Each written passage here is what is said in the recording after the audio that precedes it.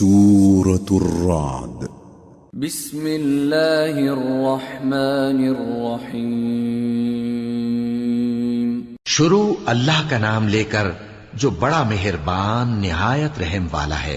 الف لام میم را۔ اے نبی، یہ کتاب الہی کی آیتیں ہیں اور جو کچھ تمہارے پروردگار کی طرف سے تم پر نازل ہوا ہے حق ہے، لیکن اکثر لوگ ایمان نہیں لاتے۔ اللہ وہی تو ہے جس نے ستونوں کے بغیر آسمان جیسا کہ تم دیکھتے ہو اتنے اونچے بنائے، پھر عرش پر جلوہ افروز ہوا اور سورج اور چاند کو کام میں لگا دیا۔ ہر ایک میعاد معین تک گردش کر رہا ہے۔ وہی دنیا کے کاموں کا انتظام کرتا ہے۔ اس طرح وہ اپنی آیتیں کھول کھول کر بیان کرتا ہے کہ تم اپنے پروردگار کے روبرو جانے کا یقین کرو۔ اور وہی ہے جس نے زمین کو پھیلایا اور اس میں پہاڑ اور دریا پیدا کیے اور ہر طرح کے میووں کی دو دو قسمیں بنائیں۔ وہی رات کو دن کا لباس پہناتا ہے۔ غور کرنے والوں کے لیے اس میں بہت سی نشانیاں ہیں۔ اور زمین میں کئی طرح کے قطعات ہیں ایک دوسرے سے ملے ہوئے، اور انگور کے باغ اور کھیتی اور کھجور کے درخت، بعض کی بہت سی شاخیں ہیں اور بعض کی اتنی نہیں ہوتی، باوجود کہ پانی سب کو ایک ہی ملتا ہے۔ اور ہم بعض میووں کو بعض پر لذت میں فضیلت دیتی ہیں، اور اس میں سمجھنے والوں کے لیے بہت سی نشانیاں ہیں۔ اگر تم عجیب بات سننی چاہو تو کافروں کا یہ کہنا عجیب ہے کہ جب ہم مر کر مٹی ہو جائیں گے تو کیا از سر نو پیدا ہوں گے؟ یہی لوگ ہیں جو اپنے پروردگار سے منکر ہوئے ہیں، اور یہی ہیں جن کی گردنوں میں طوق ہوں گے، اور یہی اہل دوزخ ہیں کہ ہمیشہ اس میں جلتے رہیں گے۔ اور یہ لوگ بھلائی سے پہلے تم سے برائی جلدی سے مانگتے ہیں، یعنی طالب عذاب ہیں، حالانکہ ان سے پہلے عذاب واقع ہو چکے ہیں۔ اور تمہارا پروردگار لوگوں کو باوجود ان کی بے انصافیوں کے معاف کرنے والا ہے، اور بے شک تمہارا پروردگار سخت عذاب دینے والا ہے۔ اور کافر لوگ کہتے ہیں کہ اس پیغمبر پر اس کے پروردگار کی طرف سے کوئی نشانی کیوں نازل نہیں ہوئی؟ اے نبی، تم تو صرف خبردار کرنے والے ہو اور ہر ایک قوم کے لیے رہنما ہوا کرتا ہے۔ اللہ ہی اس بچے سے واقف ہے جو عورت کے پیٹ میں ہوتا ہے، اور وہی پیٹ کے سکڑنے اور بڑھنے سے بھی واقف ہے، اور ہر چیز کا اس کے ہاں ایک اندازہ مقرر ہے۔ وہ چھپی اور ظاہر چیزوں کا جاننے والا ہے، سب سے بزرگ ہے، عالی رتبہ ہے۔ کوئی تم میں سے چپکے سے بات کہے یا پکار کر، یا رات کو کہیں چھپ جائے یا دن کی روشنی میں کھلم کھلا چلے پھرے، اللہ کے نزدیک برابر ہے۔ اس کے آگے اور پیچھے اللہ کے چوکیدار ہیں جو اللہ کے حکم سے اس کی نگرانی کرتے ہیں۔ اللہ اس نعمت کو جو کسی قوم کو حاصل ہے نہیں بدلتا جب تک کہ وہ اپنی حالت کو نہ بدلے، اور جب اللہ کسی قوم کے ساتھ برائی کا ارادہ کرتا ہے تو وہ پھر نہیں سکتی، اور اللہ کے سوا ان کا کوئی مددگار نہیں ہوتا۔ وہی تو ہے جو تم کو ڈرانے اور امید دلانے کے لیے بجلی دکھاتا اور بھاری بھاری بادل پیدا کرتا ہے، اور رعد اور فرشتے سب اس کے خوف سے اس کی تسبیح و تحمید کرتے رہتے ہیں۔ اور وہی بجلیاں بھیجتا ہے، پھر جس پر چاہتا ہے گرا بھی دیتا ہے، جبکہ وہ اللہ کے بارے میں جھگڑتے ہیں، اور وہ بڑی قوت والا ہے۔ کام کا پکارنا تو اسی کا ہے، اور جن کو یہ لوگ اس کے سوا پکارتے ہیں وہ ان کی پکار کو کسی طرح قبول نہیں کرتے، مگر اس شخص کی طرح جو اپنے دونوں ہاتھ پانی کی طرف پھیلا دے تاکہ دور ہی سے اس کے منہ تک آ پہنچے، حالانکہ وہ اس تک کبھی بھی نہیں آ سکتا۔ اور اسی طرح کافروں کی پکار بیکار ہے۔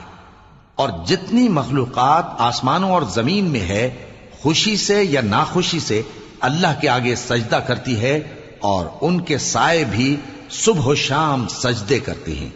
ان سے پوچھو کہ آسمانوں اور زمین کا پروردگار کون ہے؟ تم ہی کہہ دو کہ اللہ۔ ان سے کہو کہ کیا تم نے اللہ کو چھوڑ کر ایسے لوگوں کو کارساز بنایا ہے جو خود اپنے نفع و نقصان کا بھی اختیار نہیں رکھتے؟ کہو کیا اندھا اور آنکھوں والا برابر ہیں؟ یا اندھیرا اور اجالا برابر ہو سکتا ہے؟ بھلا ان لوگوں نے جن کو اللہ کا شریک مقرر کیا ہے، کیا انہوں نے اللہ کسی مخلوقات پیدا کی ہے جس کے سبب ان کے لیے مخلوقات مشتبہ ہو گئی ہے؟ کہہ دو کہ اللہ ہی ہر چیز کا پیدا کرنے والا ہے، اور وہ یکتا ہے، بڑا زبردست ہے۔ اسی نے آسمان سے مے برسایا، پھر اس سے اپنے اپنے اندازے کے مطابق نالے بہ نکلے، پھر پانی پر پھولا ہوا جھاگ آ گیا، اور جس چیز کو زیور یا کوئی اور سامان بنانے کے لیے آگ میں تپاتے ہیں اس میں بھی ایسا ہی جھاگ ہوتا ہے۔ اس طرح اللہ حق و باطل کی مثال بیان فرماتا ہے۔ سو جھاگ تو سوکھ کر زائل ہو جاتا ہے، اور پانی جو لوگوں کو فائدہ پہنچاتا ہے وہ زمین میں ٹھہرا رہتا ہے۔ اس طرح اللہ صحیح اور غلط کی مثالیں بیان فرماتا ہے تاکہ تم سمجھو۔ جن لوگوں نے اللہ کے حکم کو قبول کیا ان کی حالت بہت بہتر ہوگی، اور جنہوں نے اس کو قبول نہ کیا، اگر روئے زمین کے سب خزانے ان کے اختیار میں ہوں تو وہ سب کے سب اور ان کے ساتھ اتنے ہی اور نجات کے بدلے میں صرف کر ڈالیں، مگر نجات کہاں؟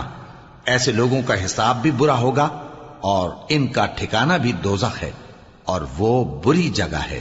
بھلا جو شخص یہ جانتا ہے کہ جو کچھ تمہارے پروردگار کی طرف سے تم پر نازل ہوا ہے حق ہے، وہ اس شخص کی طرح ہے جو اندھا ہے، اور سمجھتے تو وہی ہیں جو عقل مند ہیں، جو اللہ کے عہد کو پورا کرتے ہیں اور قول و قرار کو نہیں توڑتے، اور جن رشتوں کے جوڑے رکھنے کا اللہ نے حکم دیا ان کو جوڑے رکھتے اور اپنے پروردگار سے ڈرتے رہتے اور برے حساب سے خوف رکھتے ہیں، اور جو اپنے پروردگار کی خوشنودی حاصل کرنے کے لیے مصائب پر صبر کرتے ہیں اور نماز پڑھتے ہیں، اور جو مال ہم نے ان کو دیا ہے اس میں سے پوشیدہ اور ظاہر خرچ کرتے ہیں اور نیکی سے برائی کو دور کرتے ہیں، یہی لوگ ہیں جن کے لیے عاقبت کا گھر ہے، یعنی ہمیشہ رہنے کے باغات جن میں وہ داخل ہوں گے، اور ان کے باپ دادوں اور بیویوں اور اولاد میں سے جو نیکوکار ہوں گے وہ بھی بہشت میں جائیں گے، اور فرشتے بہشت کے ہر ایک دروازے سے ان کے پاس آئیں اور کہیں گے تم پر سلام ہو، یہ تمہاری ثابت قدمی کا بدلہ ہے، اور عاقبت کا گھر خوب گھر ہے۔ اور جو لوگ اللہ سے پختہ عہد کر کے اس کو توڑ ڈالتے اور جن رشتوں کے جوڑے رکھنے کا اللہ نے حکم دیا ہے ان کو قطع کر دیتے اور ملک میں فساد کرتے ہیں، ایسوں پر لعنت ہے اور ان کے لیے برا انجام ہے۔ اللہ جس کا چاہتا ہے رزق فراخ کر دیتا ہے اور جس کا چاہتا ہے تنگ کر دیتا ہے، اور کافر لوگ دنیا کی زندگی پر خوش ہو رہے ہیں، اور دنیا کی زندگی آخرت کے مقابلے میں بہت تھوڑا سامان ہے۔ اور کافر کہتے ہیں کہ اس پیغمبر پر اس کے پروردگار کی طرف سے کوئی نشانی کیوں نازل نہیں ہوئی؟ کہہ دو کہ اللہ جسے چاہتا ہے گمراہ کرتا ہے، اور جو اس کی طرف رجوع ہوتا ہے اس کو اپنی طرف کا رستہ دکھاتا ہے، یعنی ان کو جو ایمان لاتے اور جن کے دل اللہ کی یاد سے آرام پاتے ہیں ان کو۔ اور سن رکھو کہ اللہ کی یاد سے ہی دل آرام پاتے ہیں۔ جو لوگ ایمان لائے اور عمل نیک کیے ان کے لیے خوشحالی اور عمدہ ٹھکانہ ہے۔ جس طرح ہم پہلے پیغمبر بھیجتے رہے ہیں اسی طرح اے نبی ہم نے تم کو اس امت میں جس سے پہلے بہت سی امتیں گزر چکی ہیں بھیجا ہے، تاکہ تم ان کو وہ کتاب جو ہم نے تمہاری طرف بھیجی ہے پڑھ کر سنا دو۔ اور یہ لوگ رحمان کو نہیں مانتے۔ کہہ دو وہی تو میرا پروردگار ہے، اس کے سوا کوئی معبود نہیں، میں اسی پر بھروسہ رکھتا ہوں اور اسی کی طرف رجوع کرتا ہوں۔ اور اگر کوئی قرآن ایسا ہوتا کہ اس کی تاثیر سے پہاڑ چل پڑتے یا زمین پھٹ جاتی یا مردوں سے کلام کر سکتے تو کیا یہ لوگ ایمان لے آتے؟ بات یہ ہے کہ سب باتیں اللہ کے اختیار میں ہیں، تو کیا مومنوں کو اس سے اطمینان نہیں ہوا کہ اگر اللہ چاہتا تو سب لوگوں کو ہدایت کے رستے پر چلا دیتا؟ اور کافروں پر ہمیشہ ان کے اعمال کے بدلے آفت آتی رہے گی یا ان کے مکانات کے قریب نازل ہوتی رہے گی یہاں تک کہ اللہ کا وعدہ آ پہنچے۔ بے شک اللہ وعدہ خلاف نہیں کرتا۔ اور تم سے پہلے بھی رسولوں کے ساتھ تمسخر ہوتے رہے ہیں، تو میں نے کافروں کو مہلت دی، پھر میں نے ان کو پکڑ لیا، سو دیکھ لو کہ میرا عذاب کیسا رہا۔ تو کیا وہ جو ہر شخص کے اعمال کا نگراں و نگہبان ہے وہ بتوں کی طرح بے علم و بے خبر ہو سکتا ہے؟ اور ان لوگوں نے اللہ کے شریک مقرر کر رکھے ہیں، ان سے کہو کہ ذرا ان کے نام تو لو۔ کیا تم اسے ایسی چیزیں بتاتے ہو جو روئے زمین پر ہیں اور اسے معلوم نہیں، یا تم لوگ محض سطحی بات کی تقلید کرتے ہو؟ اصل یہ ہے کہ کافروں کو ان کے فریب خوبصورت معلوم ہوتے ہیں اور وہ ہدایت کے رستے سے روک لیے گئے ہیں، اور جسے اللہ گمراہ رہنے دے اسے کوئی ہدایت کرنے والا نہیں۔ ان کو دنیا کی زندگی میں بھی عذاب ہے اور آخرت کا عذاب تو بہت ہی سخت ہے، اور ان کو اللہ کے عذاب سے کوئی بھی بچانے والا نہیں۔ جس جنت کا پرہیزگاروں سے وعدہ کیا گیا ہے اس کی شان یہ ہے کہ اس کے نیچے نہریں بہ رہی ہیں، اس کے پھل ہمیشہ باقی رہنے والے ہیں اور اس کے سائے بھی۔ یہ ان لوگوں کا انجام ہے جو متقی ہیں، اور کافروں کا انجام دوزخ ہے۔ اور جن لوگوں کو ہم نے کتاب دی ہے وہ اس کتاب سے جو تم پر نازل ہوئی ہے خوش ہوتی ہیں، اور بعض فرقے اس کی بعض باتیں نہیں بھی مانتے۔ کہہ دو کہ مجھ کو یہی حکم ہوا ہے کہ اللہ ہی کی عبادت کروں اور اس کے ساتھ کسی کو شریک نہ بناؤں، میں اسی کی طرف بلاتا ہوں اور اسی کی طرف مجھے لوٹنا ہے۔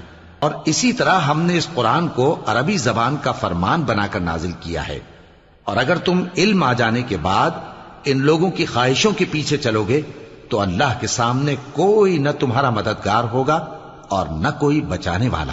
اور اے نبی، ہم نے تم سے پہلے بھی پیغمبر بھیجے تھے اور ان کو بیویاں اور اولاد بھی دی تھیں، اور کسی پیغمبر کے اختیار کی بات نہ تھی کہ اللہ کے حکم کے بغیر کوئی نشانی لے آتا۔ ہر حکم قضا کتاب میں لکھا ہوا ہے۔ اللہ جس چیز کو چاہتا ہے مٹا دیتا ہے اور جس کو چاہتا ہے باقی رکھتا ہے، اور اسی کے پاس اصل کتاب ہے۔ اور اگر ہم کوئی عذاب جس کا ان لوگوں سے وعدہ کرتے ہیں تمہیں دکھائیں، یعنی تمہارے روبرو ان پر نازل کریں، یا تمہاری مدت حیات پوری کر دیں، یعنی تمہارے انتقال کے بعد عذاب بھیجیں، تو تمہارا کام ہمارے احکام کا پہنچا دینا ہے اور ہمارا کام حساب لینا ہے۔ کیا انہوں نے نہیں دیکھا کہ ہم زمین کو اس کے کناروں سے گھٹاتے چلے آ رہے ہیں، اور اللہ جیسا چاہتا ہے حکم کرتا ہے، کوئی اس کے حکم کا رد کرنے والا نہیں، اور وہ جلد حساب لینے والا ہے۔ جو لوگ ان سے پہلے تھے وہ بھی بہتیری تدبیریں کرتے رہے ہیں، سو تدبیر تو سب اللہ ہی کی ہوتی ہے۔ ہر شخص جو کچھ کر رہا ہے اللہ اسے جانتا ہے، اور کافر جلد معلوم کر لیں گے کہ آخرت میں اچھا انجام کس کے لیے ہوتا ہے۔ اور کافر لوگ کہتے ہیں کہ تم پیغمبر نہیں ہو۔ کہہ دو کہ میرے اور تمہارے درمیان اللہ اور وہ شخص جس کے پاس کتاب آسمانی کا علم ہے بطور گواہ کافی ہے۔